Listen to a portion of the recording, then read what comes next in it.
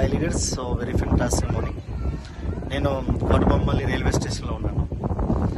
So నేను already మనకు Srikakulam, Vizianagaram, Visakhapatnam, so మూడు టౌన్స్కి సంబంధించి ఏవైతే ఉన్నాయో బిజినెస్ ప్లాన్స్ చేసుకుంటూ, సో ఫస్ట్ డే వచ్చేసరికి ఒక 20 మందితో మీటింగ్ చేయడం జరిగింది. అగ్రికల్చర్ ప్రోడక్ట్ ట్రైనింగ్ చేయడం జరిగింది. సో అలాగే రెండో రోజు ఒక 250 మందితో ట్రైనింగ్ చేయడం జరిగింది శ్రీకాకుళం. సో శ్రీకాకుళంలో చేయడం జరిగింది. అలాగే పర్సనల్ కౌన్సిలింగ్ ఒక 20+ లీడర్స్కి పర్సనల్ కౌన్సిలింగ్ చేయడం జరిగింది. హ్యూజ్ మూమెంటం ఉంది.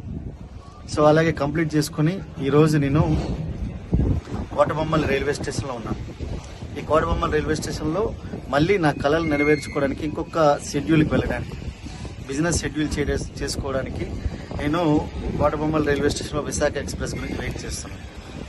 సో ఒకసారి చూడండి లీడర్స్.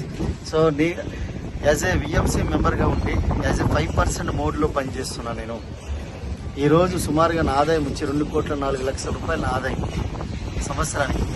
ఎంత ఆదాయం ఉన్నా కూడా 5%, ఆ ఆదాయం ఏదైతే ఉందో నేను ఓన్లీ 5% మోడ్లో ఉన్నందుకు నా ఆదాయం ఉంది. మీరు ఎప్పుడు కూడా నేర్చుకునే తత్వం 5% mode, 100% submission, 0 expectation from apply. ఎప్పుడైతే ఉండగలుగుతారో ఖచ్చితంగా మన సక్సెస్ ఎప్పుడు మనకు ఎల్లవేళలా మనతోనే ఉంటుంది. సక్సెస్ మనతో ఉండాలి ఎప్పుడు అనుకునంటే 5% మోడ్లో ఉండాలి. సో ప్రతి ఒక్కరూ గుర్తుపెట్టుకోండి, మనకు సక్సెస్ అనేది అద్దెకుండే ఇల్లు లాంటిది. ఆ అద్దె ఎప్పుడు పే చేసి ఉండాలి. ఆ అద్దె ఏంటంటే 5% మోడ్. సో ఇప్పుడు ఈ కోటబొమ్మల రైల్వే స్టేషన్లో నేను ఒక చిన్న రైల్వే స్టేషన్, ఇది మా ఊరికి చాలా దగ్గరలో ఉండే రైల్వే స్టేషన్. ఆ రైల్వే స్టేషన్లో నేను ఈరోజు ఒక పెద్ద బిజినెస్ని ఎక్స్పాండ్ చేయడానికి ఈరోజు ఇక్కడ ఉండడం జరిగింది.